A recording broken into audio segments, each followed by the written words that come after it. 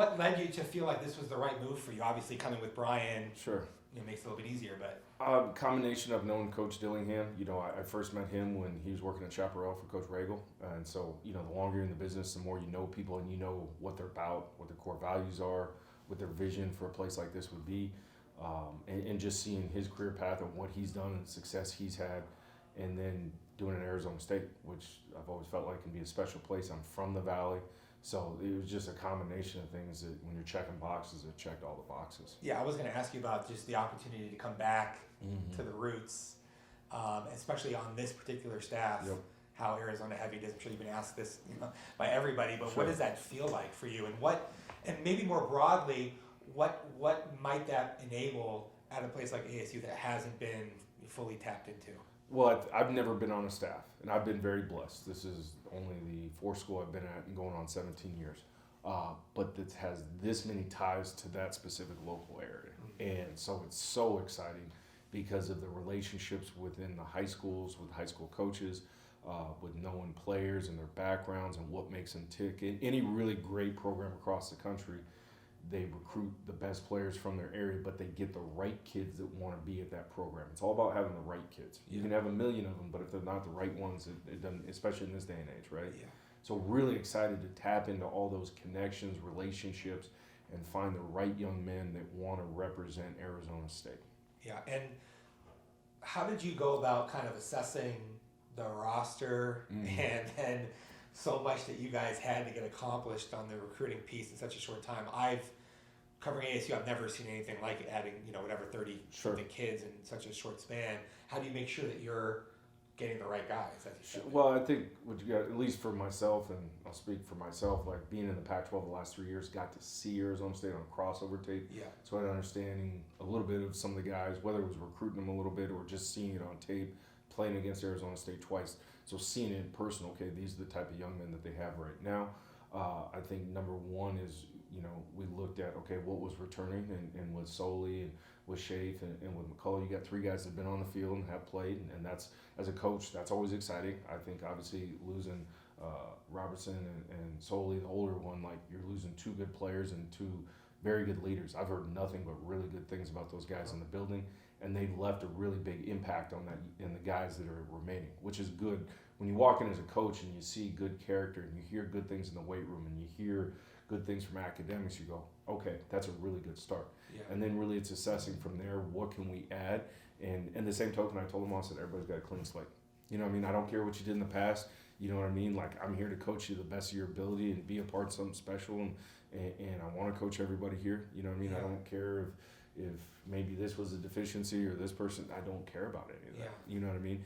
And because I've learned this now, the biggest thing is they don't care what I know and about the scheme and the defense. They want to know how much I care about it. That's the only thing that matters. And once they figure out that, you can teach them any scheme in the world. We feel great about what we do, and we believe in what we do defensively, but they got to know you care about them. You know what I mean? Yeah. And that's a big piece that we have to work at. That's a two-way street. Well, it makes sense what you're saying, especially because I watched your Washington State defense, and the culture I'm sure was already established to be good, but the guys played so hard and physically, and I think that you probably maximized your talent as well as anybody did in the conference.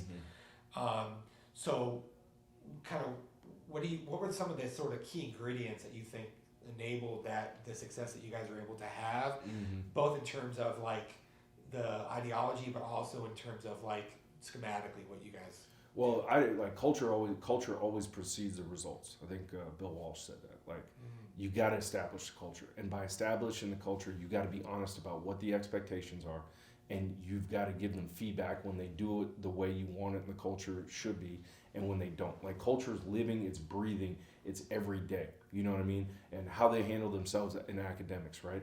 Do they hold open the door for someone on campus, right? Are they on time for things? Are they maximizing their effort and what they're doing and everything they do? That's culture. It lives and breathes every day. And are you giving them feedback? And then do they understand that our job is to be honest with them? Like, that's a big part of culture. Can me and that young man sit in front of each other and be honest with each other about what he does or doesn't understand, and about what we expect and how we need to coach him to be better at it? Yeah. Does that make sense? It does. And when you break through and when you're honest with the kids and they know, hey, I'm not coming at you personally, but we believe you need to do, and I believe you need to do this, this, and this better. But hey, you're doing a great job at this. And when they understand that feedback's real and it's helping them get better, and it's because really when you boil it down, you're only doing things to help them make them a better person, right? Spiritually and as a man, future husband, future father, academically, and as a football player. Like if it doesn't fall into that, then what is it, right? Yeah. And once you get them to believe that they can trust you, right, and doing that through action, then the X's and O's, the scheme, then you get them to play really hard. Like our kids weren't always perfect at Washington State, but they played really hard, right? Because they cared about each other, they love each other. And what do you think about, you added Trey, Crew, Tate. So what do you think about that trio? I think am I missing anyone of the D1 transfers?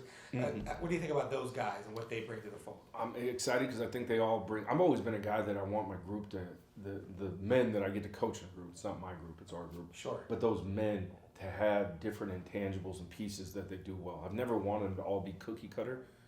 I want them all to be guys that bring different pieces, and I think all three of those guys are going to bring different strengths to the group and bring a ton of competition to the group. And I'm really excited about the group that's coming back and how we can all bring them together for that same common goal. Yeah. And like, how would you sort of describe what you want your linebacker group to embody? Play as hard as they can, like effort. I want those guys playing like their hair's on fire. Yeah. And understanding if they're playing so hard that they can't go the next play, great. They know and can trust that we've got someone right behind them ready to go and keep that going. Right? In my experience on defense now, that's the number one correlating factor to playing great defense is a defense that plays hard. Number two, those guys have to lead. Like they are responsible for getting the calls, the checks, making sure the front is tied in, with the back, and make sure everybody's on the same page. And we talk about it all the time, like for our Mike linebacker, if he's wrong, then everybody's wrong and we're wrong together. You know what I mean? They need to be vocal. They need to be assertive. They need to make sure that people are doing the right things. And that's on them. You know what I mean? And the third thing is we need playmakers. We need guys that can make tackles in space, that can blitz, that can cover in space. You know what I mean? And a lot of people go, well, you need great athletes.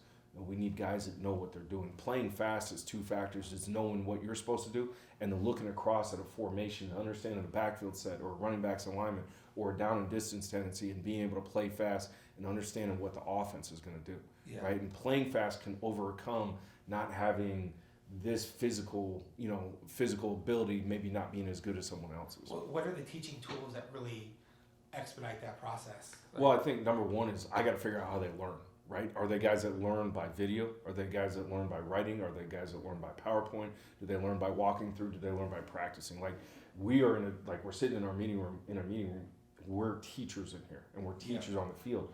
Well, how do the kids learn? Because not everybody learns the same. Does that make sense? It does. So it's figuring out how they learn, how they process, what makes them tick, what they love about football, right? How can I push that button to maximize that kid? And again, that's digging down into his chest and his soul to figure out what that kid's really about and why he's about it. It speaks my language.